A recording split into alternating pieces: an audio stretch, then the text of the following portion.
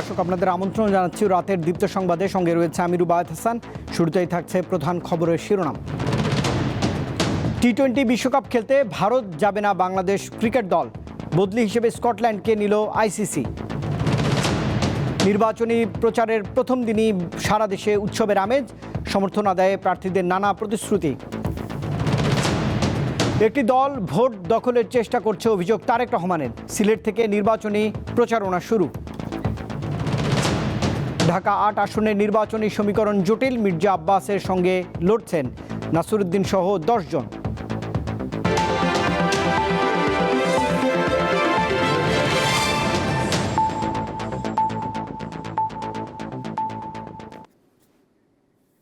এবারে পুরো আয়োজন। আসন্ন টি-20 বিশ্বকাপে খেলছে না বাংলাদেশ। বৃহস্পতিবার খেলোয়াড়দের সঙ্গে আলোচনার পর এই সিদ্ধান্তের কথা জানিয়েছেন যুব ও ক্রীড়া উপদেষ্টা ডক্টর আসিফ নজরুল। গণমাধ্যমকে তিনি জানিয়েছেন, এই সিদ্ধান্ত পুরোপুরি সরকারের। এতে সায় দিয়েছে বাংলাদেশ ক্রিকেট বোর্ডও। বাংলাদেশের এমন সিদ্ধান্তে কপাল খুলেছে স্কটল্যান্ডের। আইসিসি এরই মধ্যে বাংলাদেশের পরিবর্তে স্কটল্যান্ডের নাম দিয়ে খেলার সূচি প্রকাশ করেছে। 2026 আইসিসি টি-20 বিশ্বকাপে অংশ নেওয়ার বিষয়ে চূড়ান্ত সিদ্ধান্ত জানাতে বুধবার বাংলাদেশকে একদিন সময় দেয় ক্রিকেটের সর্বোচ্চ সংস্থা আইসিসি। বারবার চাওয়া সত্ত্বেও ক্রিকেটের সংক্ষিপ্ত ফরম্যাটে বিশ্ব আসরে বাংলাদেশ দলকে শ্রীলঙ্কায় খেলতে দিতে রাজি নয় সংস্থাটি। ফলে বৃহস্পতিবার রাজধানীর এক হোটেলে ক্রিকেটারদের সঙ্গে বৈঠক শেষে নিজেদের অনড় অবস্থানের কথা জানান যুব ও ক্রীড়া উপদেষ্টা। আমাদের যে নিরাপত্তা ঝুঁকি ভারতে খেলার ক্ষেত্রে, সেই নিরাপত্তা ঝুঁকি পরিস্থিতির কোনো পরিবর্তন ঘটে নাই। আমাদের যে নিরাপত্তা ঝুঁকির যে আশঙ্কা তৈরি হয়েছে, এটা কোনো বায়বীয় বিশ্লেষণ বা ধারণা থেকে হয় নাই, এটা একটা সত্যিকারের ঘটনার থেকে হয়েছে। আইসিসি আমাদেরকে যতই বলুক নিরাপত্তা আশঙ্কা নেই, আইসিসি নামে তো আলাদা কোনো দেশ নাই। যেই দেশে আমার একটা প্লেয়ার নিরাপত্তা পায় নাই, এবং যেই দেশে ভারতীয় ক্রিকেট বোর্ড সরকারের একটা এক্সটেন্ডেড পার্ট, তারাই আমার প্লেয়ারকে উগ্রবাদীদের চাপে নিরাপত্তা দিতে ব্যর্থ বা অনীহ হয়েছে। নিরাপত্তার শঙ্কায় বিসিবি ভারতে দল না পাঠানোর সিদ্ধান্ত জানিয়ে দেওয়ার পর বুধবার আইসিসি বোর্ড সভায় ভোটাভুটি হয়। ভোটে বাংলাদেশের জায়গায় টি-20 বিশ্বকাপে বিকল্প দল নেওয়ার সিদ্ধান্ত হয়েছে, যা বাংলাদেশের প্রতি অবিচার বলে মন্তব্য করেন ক্রীড়া উপদেষ্টা। আইসিসি কোনো চেষ্টা করে নাই। আইসিসি আসল যে ইনসিডেন্ট, সেটাকে বাদ দিয়ে তার স্ট্যান্ডার্ড যে সিকিউরিটি প্রসিডিউর, সেগুলো নিয়ে আলোচনা করেছে। যেখান থেকে গ্রিভান্সটা, সেই ঘটনা নিয়ে আইসিসি কোনো স্ট্যান্ড নেয় নাই ঠিক মতো। এমনকি ভারত সরকারের পক্ষ থেকে যে আমাদের কনভিন্স করানোর চেষ্টা করা যে যেই ঘটনাটা ঘটেছে মুস্তাফিজের ক্ষেত্রে এটা একটা আইসোলেটেড ঘটনা, বা আমরা এটার জন্য সরি, আমরা এই ব্যবস্থা নিচ্ছি, তোমাদের দর্শক, তোমাদের সাংবাদিক, তোমাদের খেলোয়াড়দের জন্য কোনো রকম যোগাযোগের চেষ্টা করে নাই, কোনো রকম কনভিন্স করার চেষ্টা করে নাই। ফলে আমাদের ডিসিশন পরিবর্তন হওয়ার কোনো রকম স্কোপ নাই। গেল বছর ফেব্রুয়ারিতে চ্যাম্পিয়ন্স ট্রফিতে নিরাপত্তাকে অজুহাত দেখিয়ে পাকিস্তানের পরিবর্তে দুবাইতে সবগুলো ম্যাচ খেলে ভারত, যা সব দেশের জন্য প্রযোজ্য বলে জানান বিসিবি সভাপতি। তাছাড়া বাংলাদেশ বিশ্বকাপে না খেললে আইসিসি ক্ষতিগ্রস্ত হবে বলে মনে করেন তিনি। গত বছর ফেব্রুয়ারি মাসে যখন একটা দেশ নিরাপত্তাজনিত কারণে চ্যাম্পিয়ন্স ট্রফি খেলতে যেতে অস্বীকৃতি জানিয়েছিল, তখন সেই দেশের গভর্নমেন্টের পারমিশন নিয়ে আইসিসিকে যখন জানানো হয়েছিল, তখন তাদের জন্য একটা নিউট্রাল ভেন্যুর ব্যবস্থা করেছিল, এবং সেই নিউট্রাল ভেন্যুতে তারা সমস্ত চ্যাম্পিয়ন্স ট্রফি একটা হোটেলে থেকে একটা মাঠে খেলেছিল। ইট ওয়াজ এ প্রিভিলেজ। যেহেতু এটা হাইব্রিড মডেলটাও হয়েছে বিকজ অফ সিকিউরিটি এবং গভর্নমেন্টের অনীহার কারণে, আমরা সেই লাইনেও তাদের আইসিসিকে বলার চেষ্টা করেছি এবং বুঝিয়েছি, কিন্তু তারপরে আমাদের আবেদনকে খারিজ করে দেওয়া হয়েছে। বাংলাদেশ ক্রিকেট নিয়ে আমরা খুব গর্ববোধ করি, কিন্তু ওয়ার্ল্ড ক্রিকেট নিয়ে আমরা সন্দিহান। যেখানে ক্রিকেটের পপুলারিটি কমে যাচ্ছে, বাংলাদেশের মতো একটা ক্রিকেট লাভিং কান্ট্রি যদি মিস করে, আইসিসি বড় একটা মিস করবে। আইসিসির বেঁধে দেওয়ার সময় শেষ হয়েছে বৃহস্পতিবার সন্ধ্যায়। ভারত না যাওয়ার সিদ্ধান্তে অনড় থাকায় বিশ্বকাপে গ্রুপ সি থেকে কাটা পড়েছে বাংলাদেশের নাম। তাদের জায়গায় এখন খেলবে ইউরোপিয়ান দল স্কটল্যান্ড। সূচি অনুযায়ী শান্ত মিরাজদের পরিবর্তে 7 ফেব্রুয়ারি ইডেন গার্ডেন্সে ওয়েস্ট ইন্ডিজের বিপক্ষে টুর্নামেন্টের প্রথম ম্যাচ খেলবে রিচি বেরিংটনের দল। মোহাম্মদ হাসিব, দীপ্ত স্পোর্টস, ঢাকা। ত্রয়োদশ জাতীয় সংসদ নির্বাচনের আনুষ্ঠানিক প্রচারণা শুরু হয়েছে আজ থেকেই। প্রথম দিনেই নিজ নিজ আসনে প্রচারে নামেন প্রার্থী এবং তাদের সমর্থকরা। ফলে সারা দেশে উৎসবের আমেজ তৈরি হয়েছে। ভোটারদের সমর্থন আদায়ে নানা ধরনের প্রতিশ্রুতিও দিচ্ছেন প্রার্থীরা। চট্টগ্রাম ১১ আসনের বিএনপির প্রার্থী আমির খসরু মাহমুদ চৌধুরী প্রচার চালান নিজ এলাকায়। নগরীর আন্দরকেল্লা শাহী জামে মসজিদ প্রাঙ্গণ থেকে জনসংযোগ শুরু করেন চট্টগ্রাম ৯ আসনের জামায়াত প্রার্থী AKM ফজলুল হক। হাটহাজারীতে প্রচারণা চালান চট্টগ্রাম ৫ আসনের ধানের শীষের প্রার্থী মীর হেলাল উদ্দিন। বরিশালে ৬টি সংসদীয় আসনে প্রচারণা চালিয়েছেন প্রার্থীরা। নগরীর আগরপুর রোড এলাকায় প্রচার চালান বরিশাল ৫ সদর আসনের ইসলামিক আন্দোলনের প্রার্থী সৈয়দ মোহাম্মদ ফজলুল করিম। এছাড়া প্রচার চালিয়েছেন বিএনপির প্রার্থী মজিবুর রহমান সারোয়ার। নাটোর ২ আসনে জামায়াতের প্রার্থী অধ্যাপক ইউনুস আলীর গণসংযোগে অংশ নেয়া নারী কর্মীদের ওপর হামলার অভিযোগ করেছে দলটি। এর জন্য বিএনপির কর্মীদেরকেই দায়ী করেছে জামায়াত। পাল্টা সংবাদ সম্মেলনে অভিযোগ অস্বীকার করেছে নাটোর জেলা বিএনপি। এর আগে নাটোর সদরে প্রচার চালান বিএনপির প্রার্থী রুহুল কুদ্দুস তালুকদার দুলু। রাজশাহী ২ আসনে প্রচার চালান জামায়াতের প্রার্থী মোহাম্মদ জাহাঙ্গীর হোসেন। একই আসনে প্রচার চালিয়েছেন আমার বাংলাদেশ এবি পার্টির প্রার্থী সাঈদ নোমান। সপুরা এলাকায় গণসংযোগ করেন বিএনপির প্রার্থী মিজানুর রহমান মিনু। পটুয়াখালীর ৪টি আসনে প্রচারণা শুরু হয়েছে। পটুয়াখালীর ৩ আসনে বিএনপি জোটের প্রার্থী নুরুল হক নূর এবং তার প্রতিদ্বন্দ্বী স্বতন্ত্র প্রার্থী মামুন প্রচারণায় অংশ নেন। বান্দরবনের দুর্গম থানচি থেকে নির্বাচনী প্রচারণা শুরু করেন বিএনপির প্রার্থী রাজপুত সাচিং প্রো চেরি। এছাড়া ইসলামিক আন্দোলন বাংলাদেশের আবুল কালাম, জাতীয় পার্টির আবু ফজর মোহাম্মদ ওবায়দুল্লাহ এবং এনসিপির প্রার্থীরাও প্রচারণা চালান। সাদিয়া চৌধুরী, দীপ্ত, বার্তাকক্ষ। বাবা মায়ের মতোই সিলেট থেকে নির্বাচনী প্রচার শুরু করেছেন বিএনপি চেয়ারম্যান তারেক রহমান। বৃহস্পতিবার প্রথম নির্বাচনী সমাবেশে তিনি বলেন, বিগত সরকার উন্নয়নের নামে বিদেশে অর্থ পাচার করেছে, মানুষের ভোটের অধিকার কেড়ে নিয়েছে। বিএনপি নির্বাচিত হলে গণতন্ত্র প্রতিষ্ঠার মাধ্যমে দেশের মানুষকে অর্থনৈতিকভাবে স্বাবলম্বী করে তুলবে। ধর্মের নামে প্রতিশ্রুতি দেওয়ার সমালোচনা করেন তারেক রহমান। ২০০৫ সালের পর এই প্রথম সিলেটে জনসমাবেশে অংশ নিলেন তারেক রহমান। বৃহস্পতিবার দুপুর 12:30টায় সিলেটের আলিয়া মাদ্রাসা মাঠে আসেন তিনি। সমাবেশে স্থানীয় নেতাকর্মী ছাড়াও উপস্থিত ছিলেন বিএনপি মহাসচিব মির্জা ফখরুল ইসলাম আলমগীর। বলেন, তারেক রহমানের বিরুদ্ধে মিথ্যা তথ্য ছড়ানো হচ্ছে।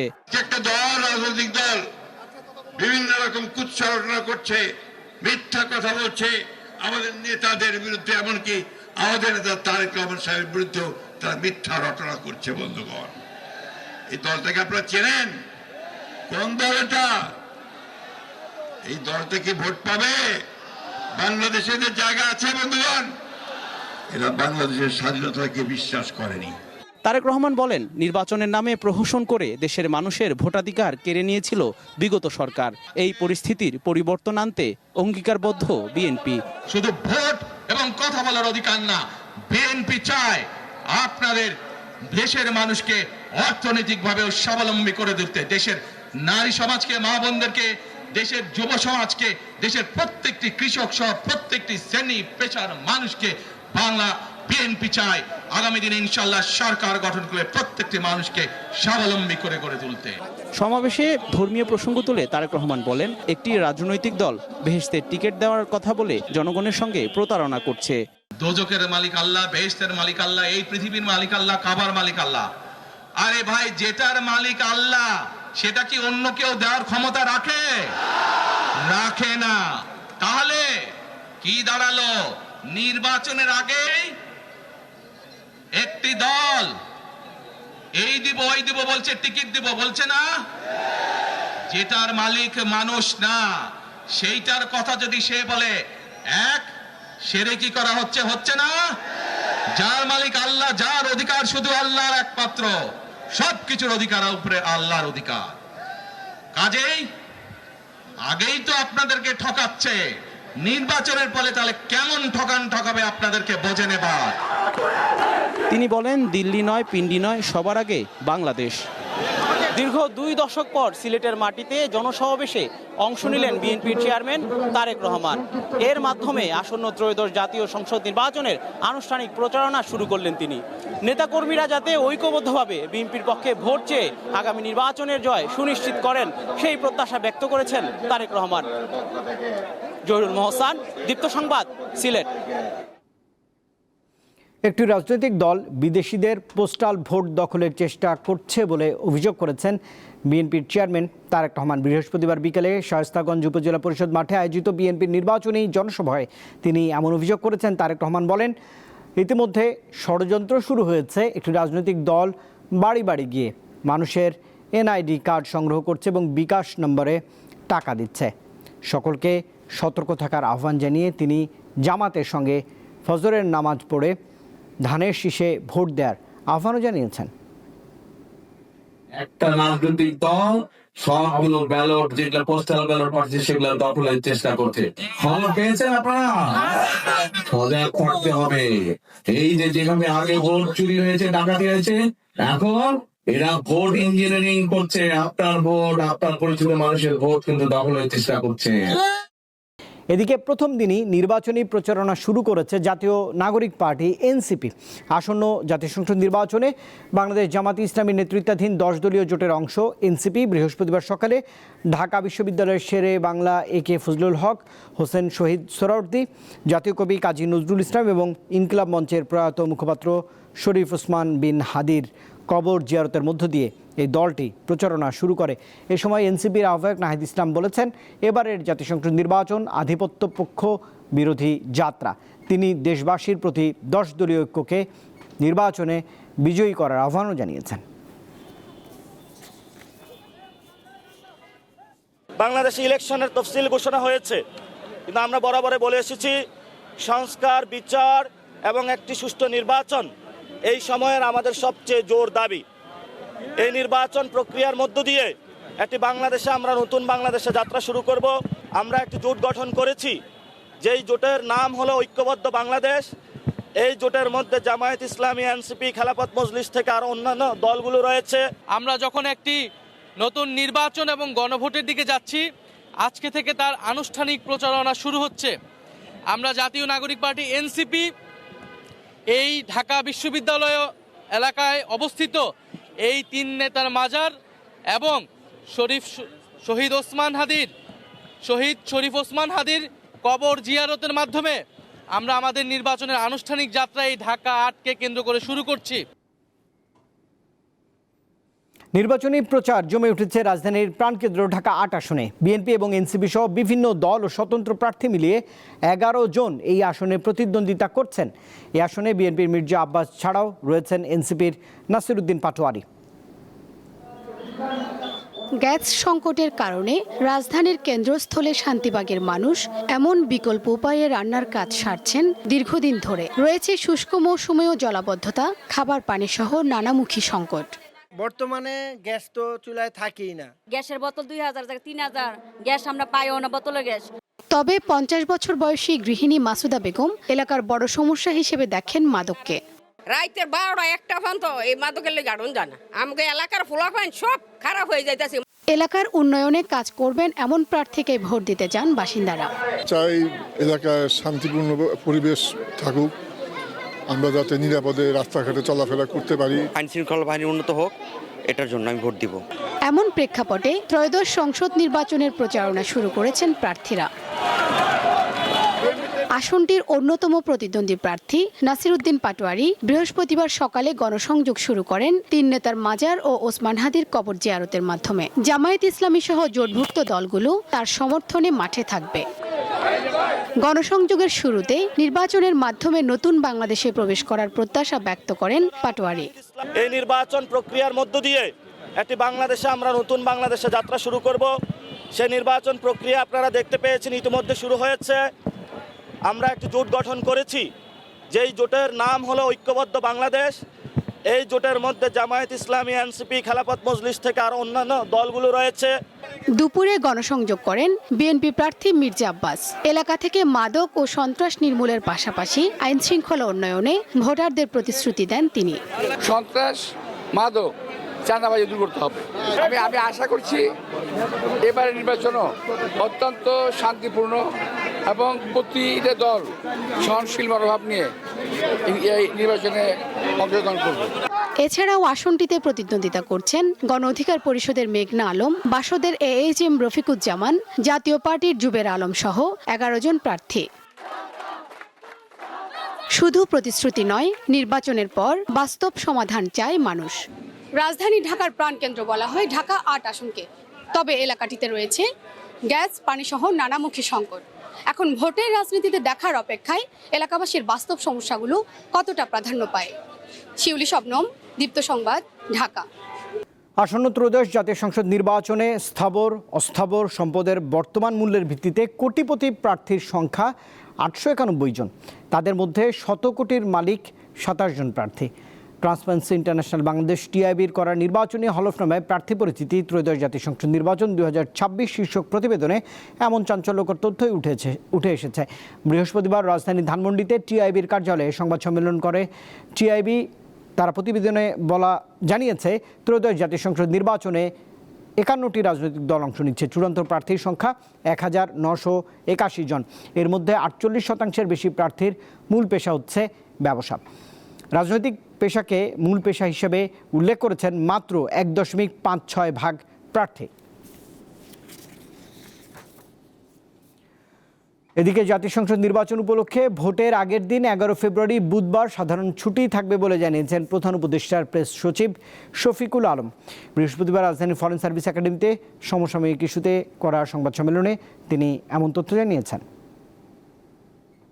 আজকে তো ওই যে আপনাদের জন্য গুড নিউজ, নির্বাচন উপলক্ষে আপনাদের 11 ফেব্রুয়ারি ছুটি এবং আমাদের শ্রমিক ভাই বোনদের জন্য 10 ও 11 ছুটি, মোট 3 দিন ছুটি, 10, 11, 12। আমরা চাই সবাই নির্বিঘ্নে উৎসব মুখর পরিবেশে যাতে ভোট দেয়।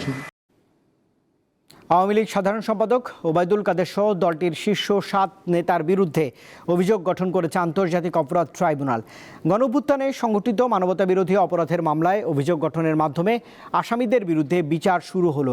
আগামী 17 ফেব্রুয়ারি মামলাটির সূচনা বক্তব্য উপস্থাপন ও সাক্ষ্য গ্রহণ কার্যক্রম শুরু হবে। এই মামলার 7 আসামির সবাই পলাতক রয়েছেন। আর ওবায়দুল কাদের ছাড়া অন্য আসামিরা হলেন আওয়ামী লীগের যুগ্ম সাধারণ সম্পাদক আফম বাহাউদ্দিন নাসিম, সাবেক তথ্য ও সম্প্রচার প্রতিমন্ত্রী মোহাম্মদ আলী আরাফাত, যুবলীগ সভাপতি শেখ ফজলে শামস পরশ, সাধারণ সম্পাদক মাইনুল হোসেন খান নিখিল, ছাত্রলীগের সভাপতি সাদ্দাম হোসেন এবং সাধারণ সম্পাদক ওয়ালি আসিফ ইনান।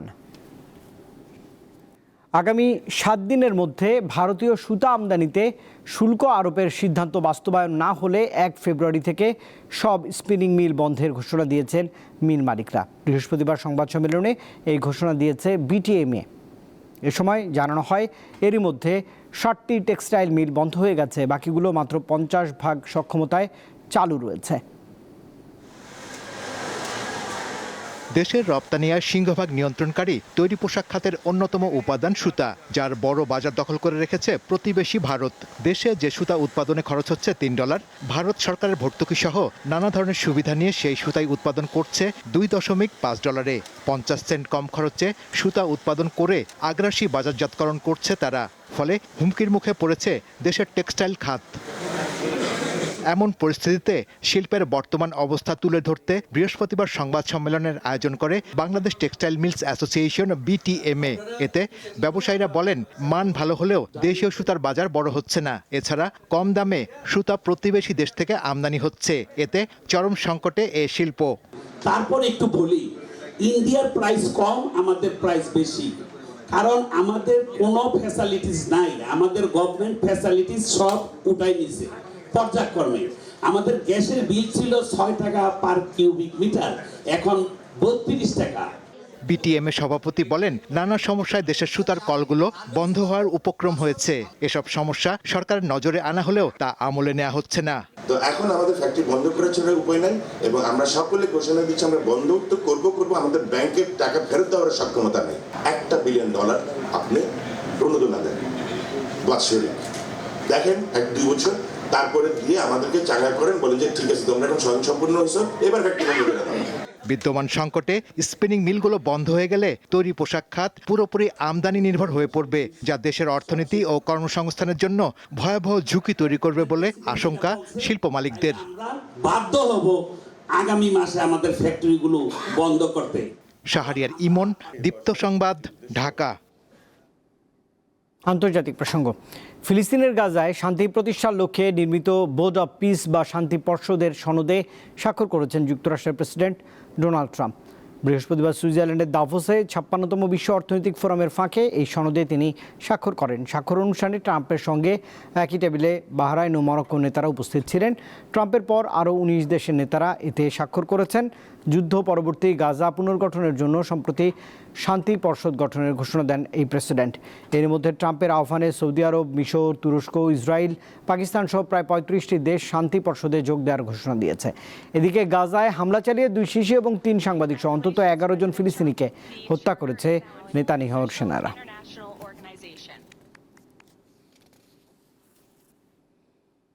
নারী টি-20 বিশ্বকাপে বাছাই পর্বে নামিবিয়াকে 80 রানে হারিয়ে সুপার 6-এ উঠেছে বাংলাদেশ জাতীয় নারী ক্রিকেট দল। এ নিয়ে টানা 3 ম্যাচে জয় পেল টাইগ্রেসরা।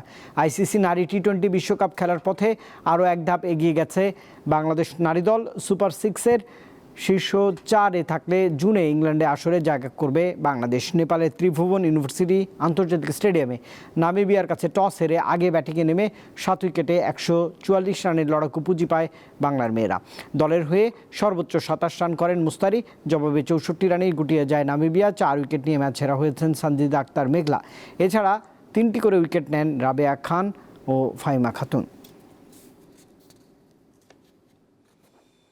আগামীকাল পর্দা নামছে বিপিএলের দ্বাদশ আসরের শিরোপা নির্ধারণী ম্যাচে সন্ধ্যা 6টায় চট্টগ্রাম রয়্যালসের মুখোমুখি হবে রাজশাহী ওয়ারিয়র্স। টুর্নামেন্টের প্রথম কোয়ালিফায়ারে রাজশাহী ওয়ারিয়র্সকে 6 উইকেটের বড় ব্যবধানে হারিয়ে ফাইনালে ওঠে চট্টগ্রাম। লিগ পর্বে পয়েন্ট টেবিলে 10 ম্যাচে 6 জয় দিয়ে টেবিলের 2 নম্বরে ছিল চট্টগ্রাম। এর আগে কখনো শিরোপা ঘরে তুলতে পারেনি এই দলটি, এবার তাদের লক্ষ্য শিরোপা জয়। অন্যদিকে টুর্নামেন্ট শুরু থেকে দারুণ খেলা রাজশাহী ওয়ারিয়র্স দ্বিতীয় কোয়ালিফায়ারে সিলেট টাইটান্সকে হারিয়ে ফাইনাল নিশ্চিত করে। লিগ পর্বে তারা টেবিল টপার ছিল।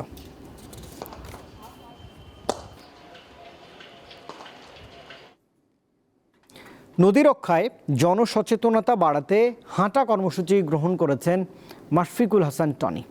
আগামী 24 জানুয়ারি থেকে 9 ফেব্রুয়ারি পর্যন্ত কুড়িগ্রামের চর ইটালুকান্দা থেকে শুরু করে ভোলার চর কুকরিমুকরি পর্যন্ত হাঁটবেন তিনি। বৃহস্পতিবার রাজধানীর প্রেস ক্লাবে নদীতে প্রাণের কান্না, বৈশ্বিক উষ্ণতার বিরুদ্ধে রুখে দাঁড়াও শিরোনামে সংবাদ সম্মেলনে এসব তথ্য জানায় ধরিত্রী রক্ষায় আমরা ধরা এবং Bangla mountaineering and trekking club. এই ক্লাবের সদস্য মাশফিকুল হাসান টনি। আমাদের দেশ, আমাদের দেশে অনেক মানুষের চাহিদা সবার আগে, কিন্তু আবার আমাদের এই মানুষদেরই ভবিষ্যতের কথাও তো ভাবতে হবে। আমরা যদি আমাদের ভোগেই সবকিছু নষ্ট করে ফেলি তাহলে আমাদের সন্তানেরা কি করবে? দর্শক, এই খবরের সঙ্গে শেষ করছি রাতের দীপ্ত সংবাদ। শেষ করার আগে প্রধান খবরের শিরোনাম জানাবো আরেকবার। টি-20 বিশ্বকাপ খেলতে ভারতে যাবে না বাংলাদেশ দল, বদলি হিসেবে স্কটল্যান্ডকে নিয়েছে আইসিসি। নির্বাচনী প্রচারের প্রথম দিনই সারা দেশে উৎসবের আমেজ, সমর্থন আদায়ে প্রার্থীদের নানা প্রতিশ্রুতি।